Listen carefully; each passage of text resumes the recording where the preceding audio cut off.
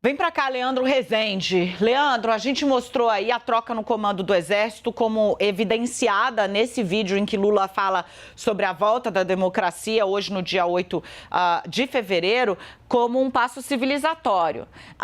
Os militares ainda não foram processados, Leandro. E, de novo, né, não se trata de perseguição.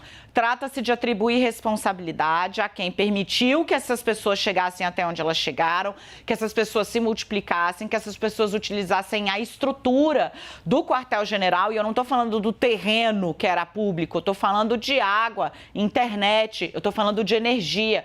Quem aponta isso à minha cabeça não o Ministério Público Federal. E essa responsabilização para essas pessoas ainda não chegou, Leandro. Não chegou, Dani. Um mês depois, né, o Ministério Público Militar ainda não denunciou nenhum militar, seja da ativa, seja da reserva, por envolvimento com os atos do dia 8 de janeiro. Tem, sim, algumas apurações super preliminares que estão em aberto, de acordo com a informação que o Ministério Público Militar me passou. São 8 notícias de fato. Notícias de fato é aquela apuração preliminar que fica ali na mão de um promotor para ele ver se tem indícios para poder avançar com o inquérito que posteriormente pode virar uma denúncia.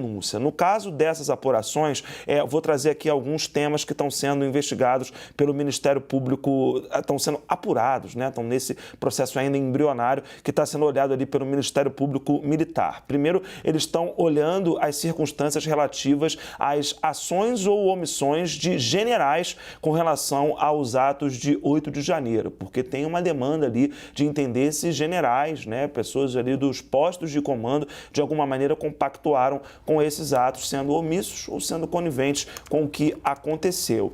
Tem uma apuração sobre algo que aconteceu lá no Comando Militar da Amazônia, né? Eles estão olhando justamente para esse exemplo que você deu, Dani, o acolhimento por parte do Comando Militar da Amazônia para essas pessoas que estavam na porta do quartel-general do Exército lá em Manaus e tinham essas pautas golpistas. Também tem uma apuração aberta para cada uma das forças, ou seja, estão olhando nessas notícias de fato para saber se membros integrantes da Força Aérea Brasileira, do Exército e da Marinha participaram dos atos de 8 de janeiro. E tem uma outra apuração ainda sobre o auxílio de militares do Exército na fuga desses manifestantes. Os temas dessas apurações todas mostram que o Ministério Público Militar encara são graves, né? São apurações graves, elas são embrionárias, elas ainda não foram para frente, mas são graves. E aí eu destaco aqui as que consideram as mais importantes. Primeiro,